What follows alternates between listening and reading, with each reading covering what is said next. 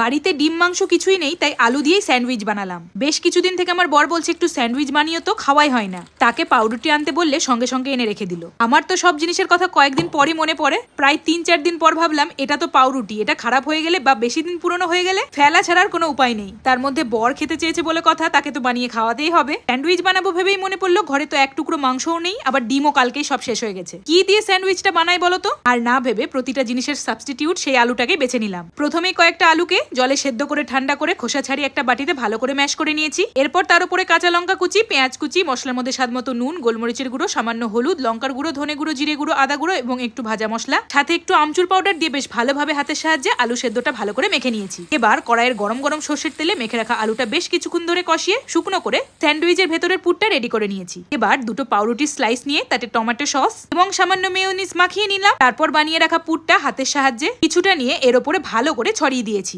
আচ্ছা, তোমরা কারা কারা এইভাবে স্যান্ডউইচ বানিয়ে খেয়েছো আমাকে কমেন্টে জানিয়ে তো। আর যারা খাওনি অবশ্যই বানিয়ে খেয়ে দেখো, দুর্দান্ত লাগবে। ফ্রিজে দেখলাম একটা চিজ কিউব ছিল, একটু এর উপর দিয়ে গ্রেট করে দিয়েছি। আরো একটা মাখিয়ে রাখা পাউরুটি স্লাইস দিয়ে বন্ধ করে নিয়েছি। সবগুলো বানানো হয়ে গেলে স্যান্ডউইচ মেকারে 2-5টা বাটার দিয়ে ভালোভাবে সেকে নিয়েছি। চিন্তা নেই, এটা তোমরা যে কোনো তাওয়াতেই ইজিলি করতে পারো। আর কি, আমাদের তো গরম গরম আলু স্যান্ডউইচ একদম তৈরি। আমি তো বানাতে বানাতেই দুটো খেয়ে বসেছি, আর ওদিকে বড় খাওয়া শুরু করে দিয়েছে। এবার একটা মাঝখান থেকে কেটে দেখাচ্ছি, দেখো কতটা লোভনীয় লাগছে। দেখতে যতটা সুন্দর, খেতে কিন্তু তার দ্বিগুণ।